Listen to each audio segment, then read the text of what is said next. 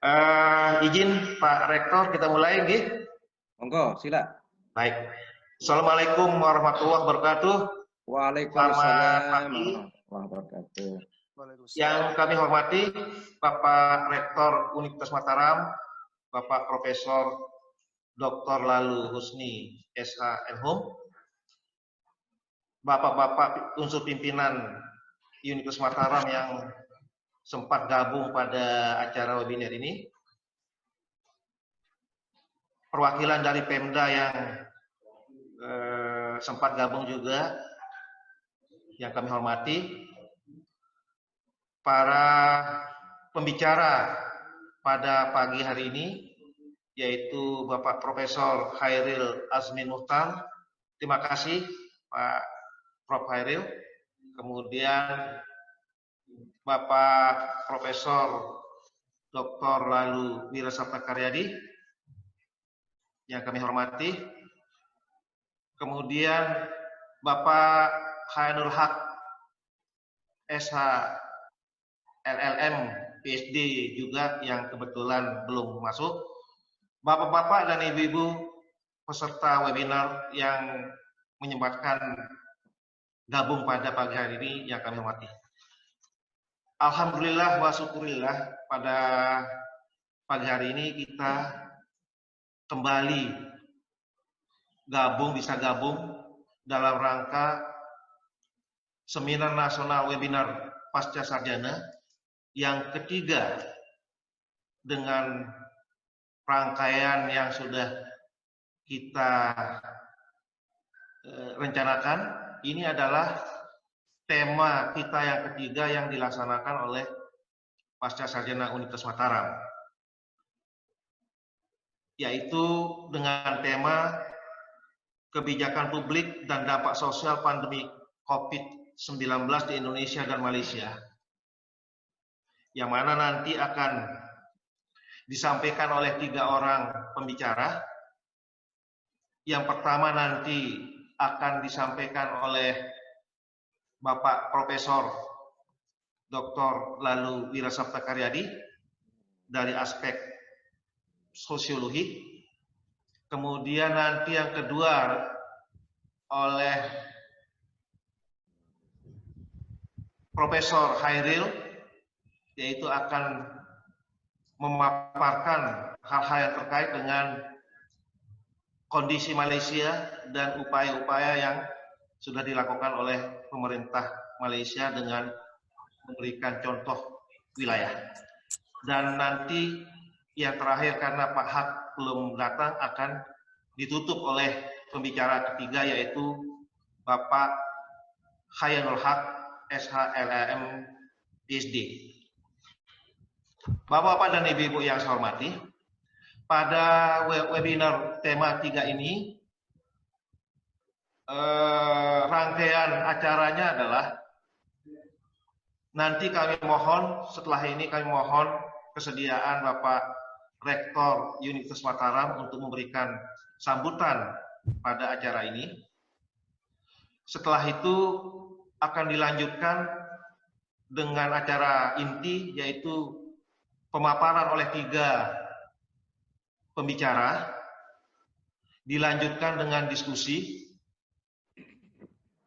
dipandu oleh moderator, yaitu Bapak Profesor Bambang Harikusumo, yaitu sementara ini sebagai Wakil Direktur Bidang Akademik dan Kemahasiswaan Pasca Sarjana Universitas Mataram.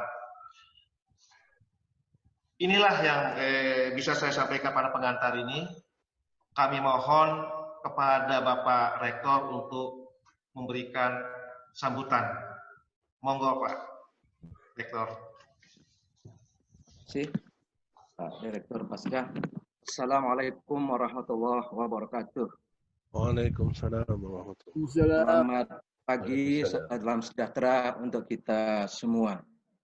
Alhamdulillahirabbil alamin, wassalatu wassalamu ala asyrafil mursalin wa ala alihi wa sahbihi ajma'in, amma ba'du. Distinguished guests, Profesor Madya Dr. Khairil Azmin Muhtar dari IIUM Malaysia.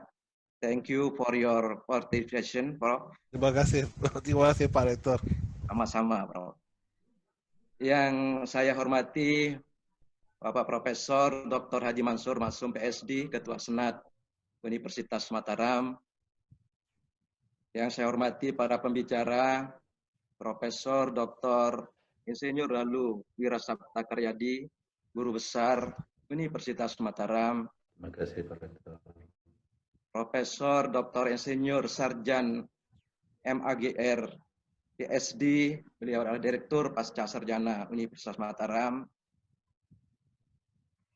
Lalu Hayanul Haq LLM PSD, dosen dan calon guru besar pada Fakultas Hukum Universitas Mataram. Profesor Bambang Harikusumo PSD, Wadir Pasca Sarjana Universitas Mataram. Bapak Ibu hadirin peserta webinar yang sama-sama saya hormati. Pertama-tama menyampaikan ucapan terima kasih yang sebesar-besarnya atas perkenan Bapak Ibu sehingga bisa hadir pada acara seminar nasional tentang kebijakan publik dan dampak sosial pandemi COVID-19 di Indonesia dan Malaysia. Seminar nasional ini kita lakukan secara daring karena sama-sama kita ketahui kondisi bangsa kita bahkan secara global di tingkat dunia sedang dilanda pandemi COVID-19 sehingga tidak mungkin kan kita laksanakan secara bertemu fisik, face to face. Kebijakan publik yang dikeluarkan oleh pemerintah khususnya di Indonesia untuk penanggulangan pandemi COVID-19 ini beragam dalam wujud yang begitu cepat, yang tentunya diharapkan bisa menyelesaikan persoalan yang dihadapi dengan baik. Kebijakan publik kebencanaan COVID-19 ini menarik untuk dikaji. Di samping sebagai bencana non-alam, penyebarannya yang sangat masif di seluruh Indonesia, bahkan dunia, dengan kondisi karakteristik sosial budaya yang berbeda-beda. Terkait dengan pandemi COVID-19 ini, pemerintah telah menetapkan kebijakan social distancing dalam bentuk pembatasan sosial berskala besar, dan di negara-negara lain termasuk Malaysia itu kalau tidak salah melakukan lockdown. Ini semua sebagai upaya memperkuat penerapan pembatasan fisik, physical distancing demi mencegah penyebaran mata rantai COVID-19 ini. Nah, sejalan dengan kebijakan itu, khususnya di Kementerian Pendidikan dan Kebudayaan Republik Indonesia, telah mengeluarkan surat edaran tentang pembelajaran daring dan bekerja dari rumah atau work from home. Untuk lebih menjamin kebijakan tersebut, Kemendikbud mengeluarkan pula surat edaran bagi seluruh aparatur sipil negara di wilayah Kementerian Pendidikan dan Kebudayaan agar bekerja dari rumah, work from home. Perguruan tinggi juga dihimbau untuk melakukan pembelajaran secara daring. Selain itu, Kementerian Pendidikan dan Kebudayaan Republik Indonesia juga menginstruksikan kepada seluruh perguruan tinggi yang ada di Indonesia untuk melakukan reposkosing dan realokasi anggaran. Sehingga anggaran-anggaran perguruan tinggi difokuskan kepada penanganan COVID-19. Mulai dari pengadaan pulsa bagi mahasiswa, logistik, kesehatan, sembako, hand sanitizer, semuanya untuk mendukung percepatan mata rantai penyebaran COVID-19 ini. Nah, dalam kondisi demikian, Bapak Ibu yang saya hormati, sudah pasti dampak sosial yang ditimbulkan sangat terasa bagi kita semua. Tidak saja pertemuan-pertemuan langsung secara fisik, sehingga semua kegiatan seperti pembelajaran, rapat, pertemuan diskusi, ujian, termasuk kegiatan kita pada pagi hari yang berbahagia ini kita lakukan secara daring. Begitu juga kegiatan-kegiatan sosial keagamaan, semuanya nyaris tidak bisa terselenggara dengan bagaimana mestinya. Walaupun kebijakan PSBB telah diambil oleh pemerintah, khususnya di pemerintah Republik Indonesia, namun belum ada tanda-tanda pandemik COVID-19 ini akan berakhir. Bahkan data-data terakhir menunjukkan angkanya semakin terus meningkat. Dengan kondisi yang seperti ini juga kita baca media hari ini ada keinginan dari pemerintah untuk mengajak masyarakat bisa tetap produktif dan berdamai, istilahnya hidup berdampingan dengan COVID-19 ini. Karena itulah terselenggaranya webinar ini saya sangat dukung, saya apresiasi. Nah, diharapkan dari seminar ini bisa memberikan sumbangsih pemikiran, masukan bagi pemerintah ke depannya untuk mengambil kebijakan-kebijakan publik yang strategis agar pandemik COVID-19 ini bisa berakhir sehingga kita semua bisa menjalankan aktivitas secara normal. Demikian yang dapat saya sampaikan. Sekali lagi terima kasih. Selamat berseminar. Wallahul muwaffiq ila aqwamit thoriq. Wassalamualaikum warahmatullahi wabarakatuh. Waalaikumsalam warahmatullahi wabarakatuh.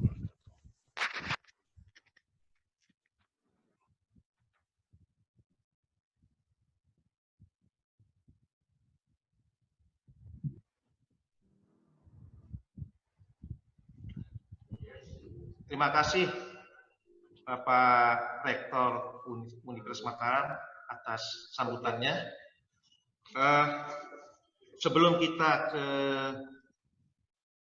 ke sesi utama, saya ingin menyampaikan bahwa pada acara webinar kita hari ini yang mendaftar itu 450 orang dari seluruh Indonesia, mulai dari ujung timur sampai ujung barat, dari berbagai instansi dan kementerian, LSM dan Pemda. Dan yang sudah mengkonfirmasi itu 300 orang, dan sekarang sudah gabung, sudah yang saya lihat 208 orang. Oleh karena itu, terima kasih atas partisipasi semua pihak. Selanjutnya, saya undang Profesor Bambang Harikusumo untuk memandu acara ini sebagai moderator. Kepada Profesor Bambang, silakan menduduki posisi tempat ini.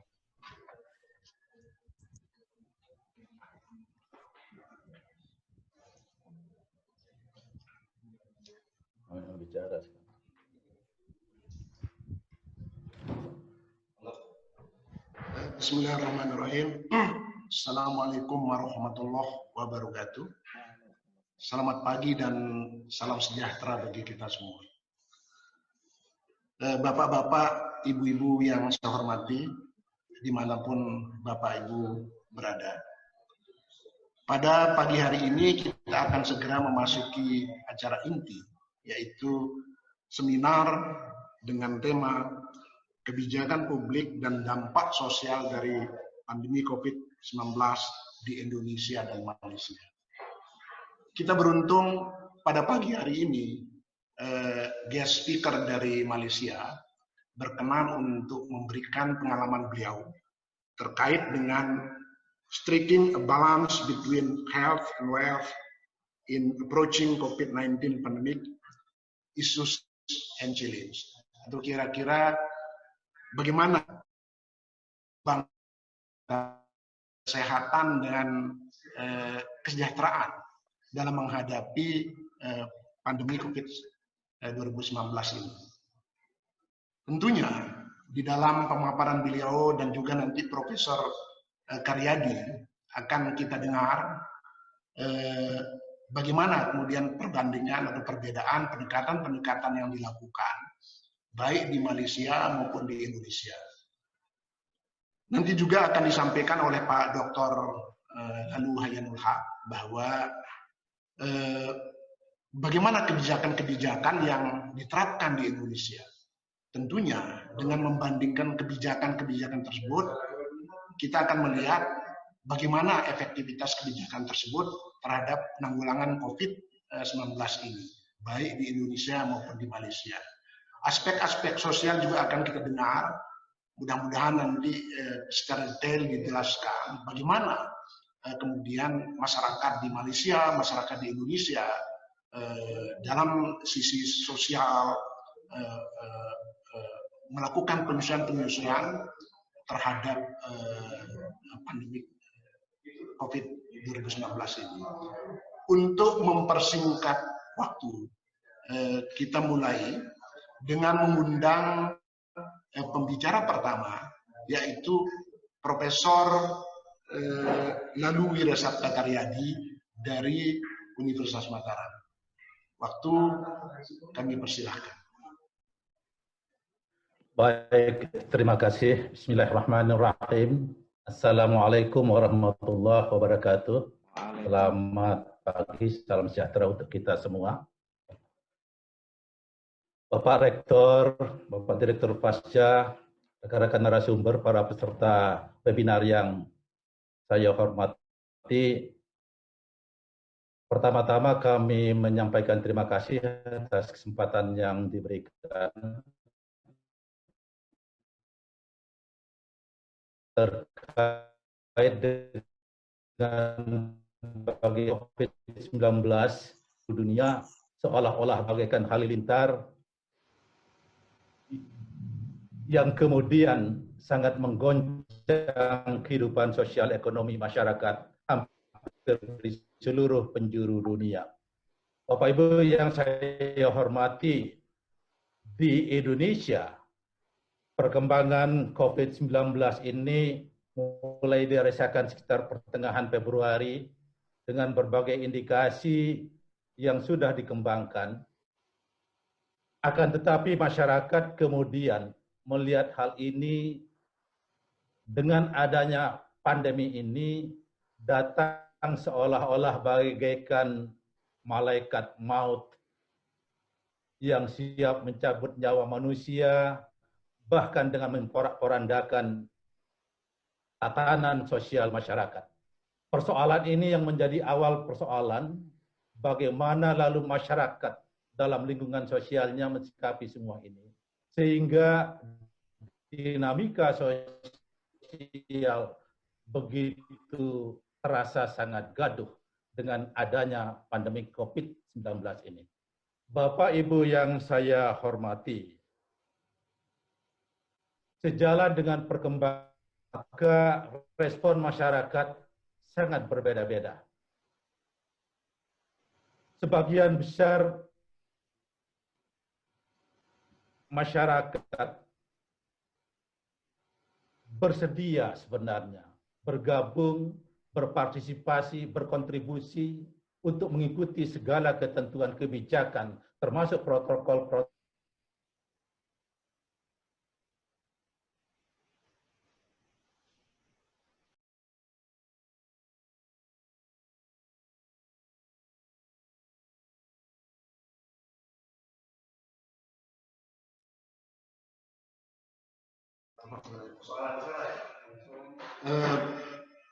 Karena ada gangguan sinyal, kami mohon bapak-bapak, ibu-ibu untuk bersabar. Kami sedang berusaha untuk menghubungi kembali Profesor Karyadi. Ya, bisa saya lanjutkan, moderator? Silakan. Silakan. Saya menyampaikan tadi bahwa tidak semua masyarakat berespon positif terhadap kebijakan-kebijakan pemerintah terkait dengan COVID ini. Namun ada juga yang selanjutnya bersikap positif dan berespon dengan baik. Oleh sebab itu, persoalan dinamika sosial yang berkaitan dengan perkembangan pandemi COVID-19 ini lebih bersifat bagaimana upaya masyarakat beradaptasi terhadap perubahan lingkungan akibat kebijakan terkait dengan pandemi COVID-19 ini. Bapak Ibu yang kami hormati, beberapa fakta yang bisa kita amati dalam kekinian adalah banyak masyarakat kita yang tidak mau taat dengan berbagai macam kebijakan dan protokol, stay at home, belajar dari rumah, beribadah dari rumah, social distancing, dan berbagai macam hal itu.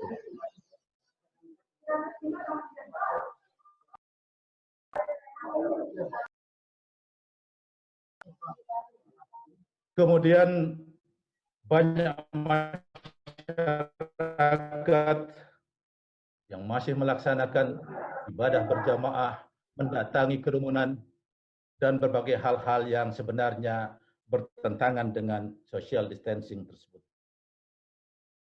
Masih banyak masyarakat yang melakukan aktivitas sosial ekonominya seperti biasa tanpa mengindahkan protokol-protokol yang ada.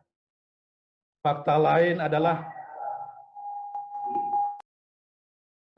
adalah seolah-olah terjadi pembangkangan terhadap himbauan pemerintah terkait dengan kebijakan dan protokol-protokol yang ditularkan. Ada lagi fakta dari aspek positif bahwa terjadi penguatan sosial. Ada kohesivitas sosial yang makin kuat pada tingkat rumah tangga, tetapi semakin melonggar pada tingkat komunitas yang lebih luas. Kemudian yang pasti sekali adalah berubahnya struktur ekonomi masyarakat. Dan ada indikasi meningkatnya jumlah masyarakat yang berada pada posisi struktur ekonomi terbawah, ekonomi yang rentan. Yang secara sosial juga, dalam konteks psikologi sosial, berkembang prasangka bahwa ini adalah politisasi, ini adalah pandemi media oleh kelompok-kelompok tertentu. Ada juga prasangka terhadap kelompok-kelompok tertentu. Ini adalah klaster Goa dan sebagainya. Yang juga ini adalah penyebab bagaimana menularnya penyakit. Ada indikasi yang mengarah kepada stereotipisasi atau mungkin juga akan mengarah kepada stigmatisasi.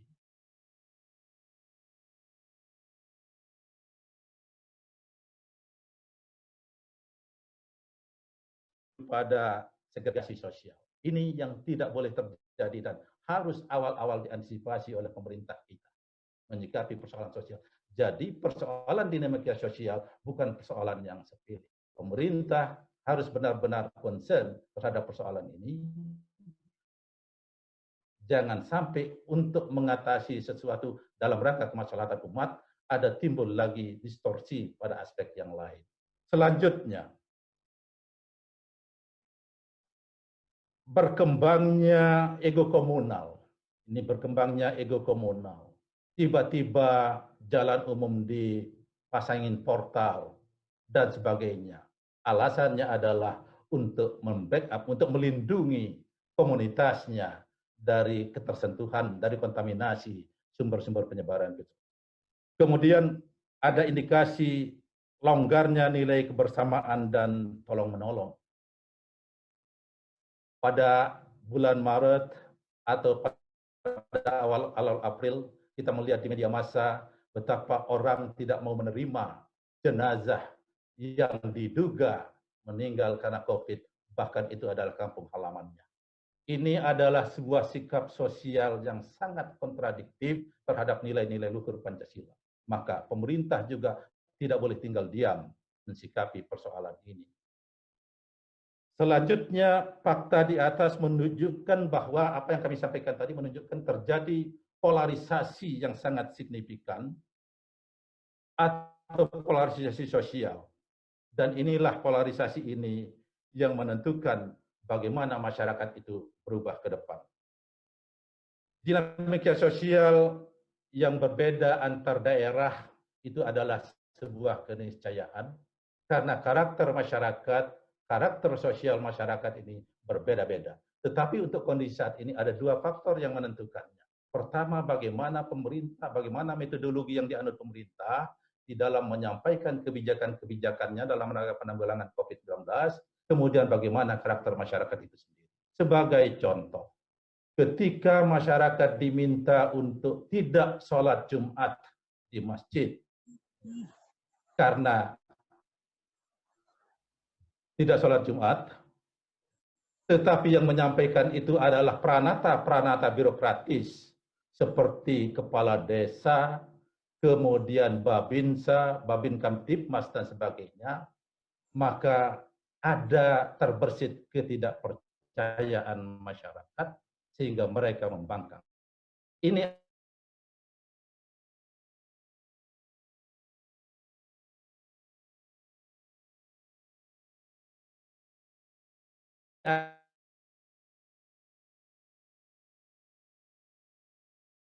terinternalisasi di masyarakat. Bapak Ibu yang saya hormati, dari perkembangan yang ada 4 sebenarnya pola adaptasi masyarakat yang saya adaptasikan dari Robert King Merton di dalam mensikapi pandemi COVID-19 ini. Yang pertama bahwa ada indikasi konformitas, ada yang begitu